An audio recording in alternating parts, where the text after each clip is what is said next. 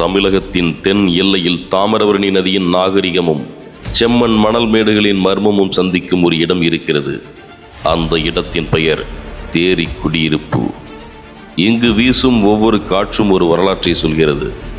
ஒவ்வொரு மண் துகளும் ஒரு காவியத்தை மறைத்து வைத்திருக்கிறது. அந்த காவியத்தின் மையத்தில் ஆயிரக்கணக்கான மக்களின் நம்பிக்கையாக கம்பீரமாக வீற்றிருப்பவர் அருள்மிகு கற்குவேல் ஐயனார். கிராமத்தின் எல்லையை காக்கும் காவல் தெய்வம், அநியாயத்திற்கு எதிராக நிலையை நாட்டும் வீர தெய்வம், அன்புடன் அழைத்தவர்களை அரவணைக்கும் கருணைமிகு ஐயனார். அவர் வெறும் சிலை மட்டுமல்ல, பல தலைமுறைகளாக வாழ்ந்து வரும் மக்களின் நம்பிக்கை. குதிரையின் மீது கம்பீரமாக அமர்ந்து கையில் ஆயுதம் ஏந்தி இரவிலும் தன் பக்தர்களை காக்கும் காவலனாக மக்கள் மனதில் வாழ்கிறார்.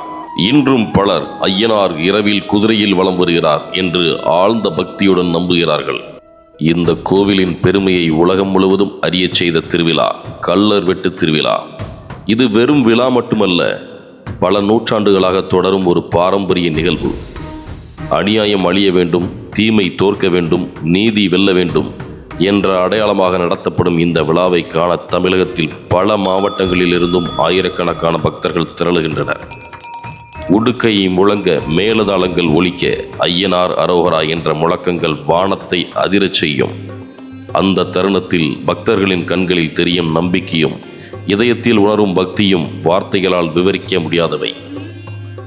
ஐயனார் என்று அழைத்தால் அது ஒரு பெயர் மட்டுமல்ல, அது 1000 குடும்பங்களின் நம்பிக்கை.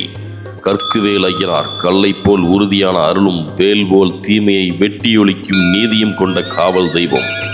இந்த கோவிலின் வாசலை கடந்து வரும் ஒவ்வொரு பக்தனும் தனது சுமைகளை இறக்கி வைத்து நம்பிக்கையை மனதில் சுமந்து திரும்பிச் செல்கிறார்கள். இங்கு ஒலிக்கும் மணியோசை காதுகளில் மட்டும் கேட்பதில்லை, இதயத்திலும் ஒலிக்கிறது. குதிரையில் கம்பீரமாக வலம் வரும் ஐயனார் திருக்கோலம், நான் இருக்கிறேன், பயப்படாதே என்று ஒவ்வொரு பக்தனின் உள்ளத்திலும் தைரியம் ஊட்டுகிறது. அருளை தேடி வந்தவர்களுக்கு அரவணைப்பு, நீதியை நாடி வந்தவர்களுக்கு நம்பிக்கை. கற்குவேல் ஐயனார் தரிசனம் என்பது வாழ்க்கை பயணத்தில் மன உறுதியை மீண்டும் பெறும் ஒரு புனித அனுபவம். தேரி குடியிருப்பின் இன்னொரு அதிசயம் தேரி மணல்.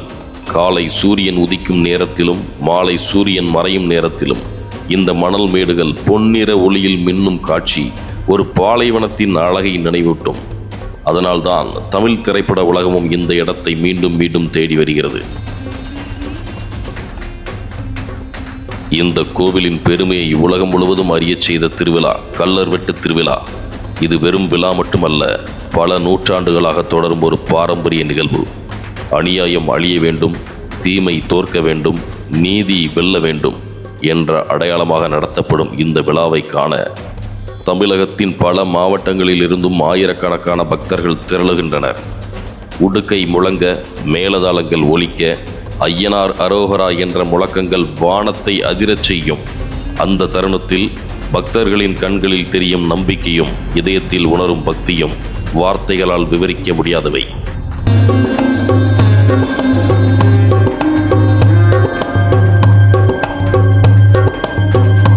கற்குவேல் ஐயனார் கோவிலுக்கு வரும் பலரும் ஒவ்வொரு வேண்டுதலுடன் வருகிறார்கள்.